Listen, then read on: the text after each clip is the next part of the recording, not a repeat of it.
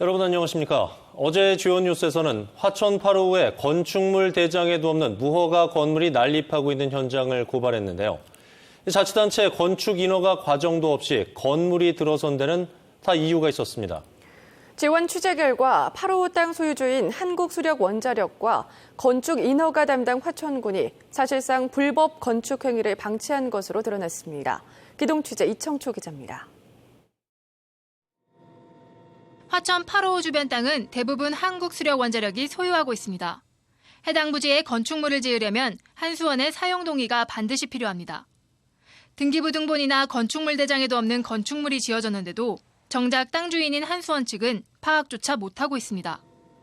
건물을 짓기 위한 토지 사용 동의서도 내주지 않은 곳에 별장용 주택이 들어섰는데도 정작 땅 주인은 몰랐다는 얘기입니다.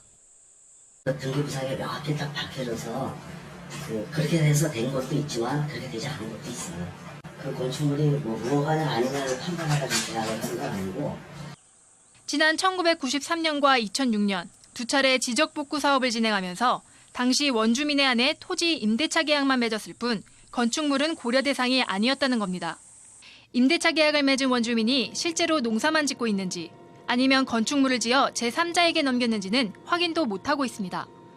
수년간 불법 계약한 건축물이 여러 채 들어서는 동안 한수원은 실태 파악을 제대로 하지 못했다는 비난을 피할 수 없게 됐습니다.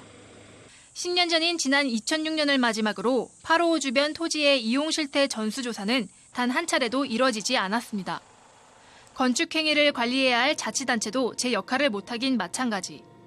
지원 취재 결과 확인된 8호 불법 건물의 경우 모두 화천군의 건축 허가 절차를 거치지 않았습니다. 행정당국과 땅 소유 기관 모두 몰랐다, 알 수 없다는 말만 되풀이하고 있습니다. 외곽지들은 그냥 그냥 사는 사람들이 엄청 많아요. 그거를 그 오래된 건물들을 이제 불법이라고 해서 단속한다는 건 사실 굉장히 어려워요. 한수원 측은 관리감독 인력이 모자라 빚어진 일이라며 화천군의 8호 불법 건축물 철거를 요청할 계획이라고 밝혔습니다. 화천군은 토지 소유주인 한수원의 철거 요청 공문이 접수되면 행정처분에 나서겠다는 입장입니다. 지원 뉴스 이청초입니다.